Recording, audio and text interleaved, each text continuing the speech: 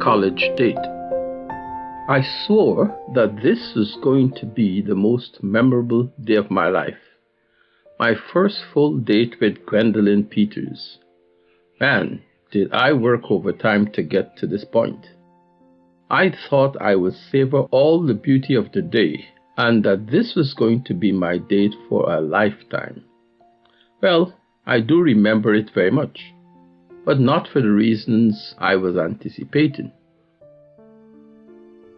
Arriving at Gwen's house at 6 o'clock that Friday evening, I humbly announced myself to her father at the door. This was the first time I had met him, and I had all my greetings charms out in full flare. Good evening, sir. I'm Eric Johnson. I'm here to collect Gwen. We're going on a date this evening. Yes, I know. She'll be right down. I was still trying to deconstruct the tone of his welcome when, in a swift turnaround, Mr. Peters darted a question out at me. How long have you been here? Oh, I just came, sir. Oh, really? So you are a freshman at this university, and you think it's appropriate for you to be dating my daughter? Do you know that she is a graduate student? The hesitancy in my response did not help me at all. Oh, I'm sorry, sir. I am an upperclassman, a senior. And yes, I do know that your daughter is in graduate school. But you just said that you had just arrived here. I tried to turn this exchange into a cause for a little laughter. Oh, I'm so sorry, sir. I thought you meant how long I had been waiting here for Gwen. Look, young man, you should learn to get your story straight in your mind before you engage your mouth and end up speaking things that are not true. I was in a state of shock. Where did all this confusion and misinformation come from? And why was this man trying to scold me for nothing that I had really said was not true? Before I could even attempt to clarify further, Gwen appeared at the stairs from the upper floor. Bye, Daddy, she said as she waved goodbye to her father. Thank you, sir, was all I could muster at the end of that strange exchange. What was that all about? Gwen queried. Oh, nothing much. We have to hurry because we cannot afford to arrive late. We got into the car and off we went. Arriving at the theater, we encountered a traffic jam. Shit, why is everyone trying to get in now? One of the security guards came up to the car window. I think it would be easier, sir, if you parked outside and just walked in. I just ignored him and broke out of the line of cars and drove up the side. Eric, did you hear what that guy said? Poor Gwen, she was trying to remain calm in all this congestion. Yes, but don't take him on. I know this guard standing up there. Just then, another guard was standing in front of our car, beckoning me to stop. I jumped out of the car, told Gwen to follow me, and turned to the guard. Joey, you are going to have to park this one for me. I'll get the keys from you when it's over. Eric, you're one crazy... Oh, pardon me, ma'am. As we ran up the stairs, I pulled my date towards a side door which was closed. Immediately, the door opened and a young student usher approached us with an offer to help. She probably thought we were lost. We're in the presidential booth, I said, while shoving the tickets into her hand. Oh, please follow me quickly.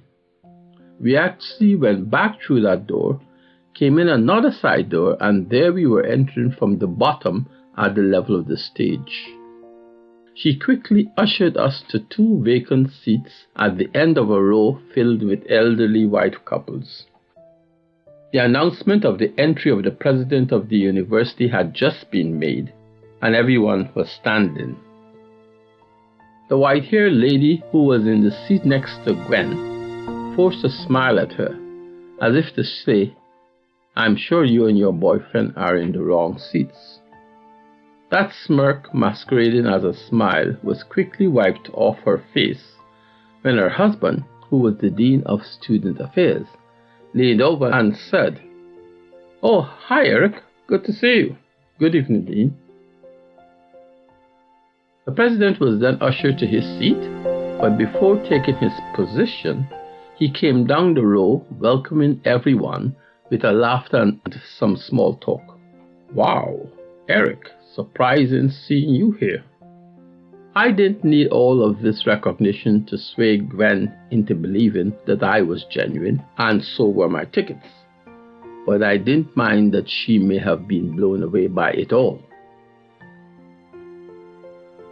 The play was masterly done. During the intermission, we were invited to the rec hall for the special guests.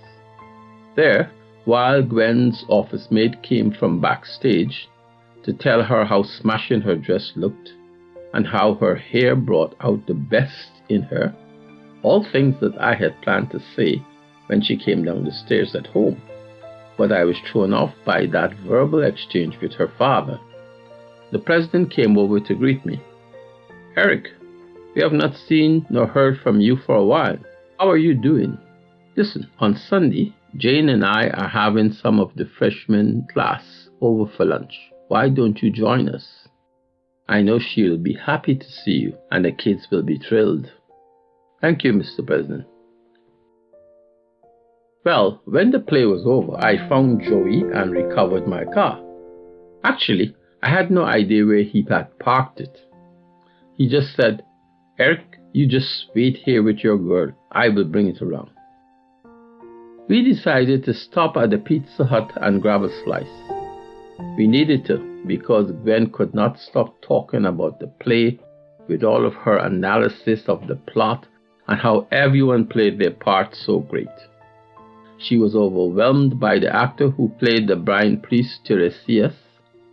She thought the information he had of the plague was a hint of racism in the higher echelons of the royal court. She was fascinated with how he had crafted his words to point to Oedipus as the source of this curse. "It is a pun on Republican politics in Ohio," she assured me. She thought that they should have given Merope, the wife of King Polybus, the Queen of Corinth, and the adoptive mother of Oedipus, a more significant part to play.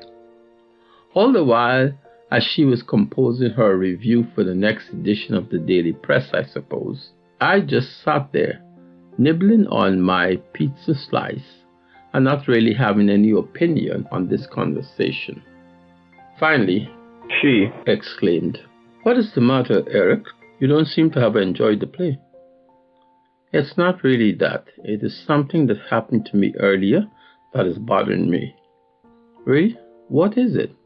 "You know, I have a belief that if a guy wants to develop a relationship with a girl, he must always be sure to have her father on his side.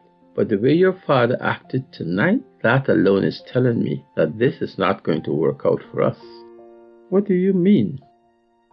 "Well, for one, he thinks I'm a freshman and should not be dating his daughter, a graduate student." "Oh boy, I know where that freshman talk came from." Ben revealed that this freshman talk must have come from her mother. When she had first met me, she had told her mother that she thought I was a freshman because I was using what appeared to her to be high school pickup lines to hit on her. Mom must have told him that. Where was this coming from? I am 6'2". Have been running track at Miami for 3 years. You can't miss me. I'm black and I'm strong. Why would she think this way? Look, I pulled out my driver's license for her to see that I will be 22 years old before I graduate next year. "And how old are you anyway?" was my angry retort. "I'll be 22 also next year, but much later in the year. Look, Eric, I'm sorry, I'll fix this." "Well, I don't know how much you can fix, because I am sure your dad thinks I am a liar, and that, more than anything else, hurts me the most." "Let's finish that slice and let's go," I concluded. I can see that Gwen was really upset at how this was turning out. As a matter of fact, I was not that sure that she was keen on dating me anymore. With all the talk of her being in graduate school and I being a freshman, this was not your typical college date, looking towards exclusivity and commitment on both sides. I believed that I was fashioning our relationship after the one I knew most, that is, between Michael and his girlfriend. Those two folks were always hugging, kissing, and laughing together. That was what I was hoping would come out of my relationship with Gwen. When we arrived at her home, we exchanged a little kiss on the cheeks and a vague promise to call each other again. I wasn't sure who was going to call whom. Gwen's mom was also very disappointed at her account of the evening. She was spellbound by all of the greetings that I had gotten from the vice presidents and deans, and felt very sad that her husband had found cause to throw so much cold water on what she thought could have become a potential fruitful relationship. After all, he was always complaining about Gwen seeming to want to go in the direction of her best friend Malaika, who had gone off to join us Sisters of Poverty or something like that, and none. Mom was determined to fix the situation before it got out of hand. I tell you what we will do, Gwen. We will invite Eric for Sunday lunch and let him have all the time he needs to straighten your dad out about himself. No, we can't do that. What do you mean we can't do that? Why? Because he's already going to lunch by the president on Sunday. What? Are you making this up? How did you know that? Because I was there, Mom, when the president asked him to come to lunch on Sunday. He even said that his kids would be thrilled to see him again. And this is the person your dad thinks is a freshman and a liar? Who the hell is this Eric?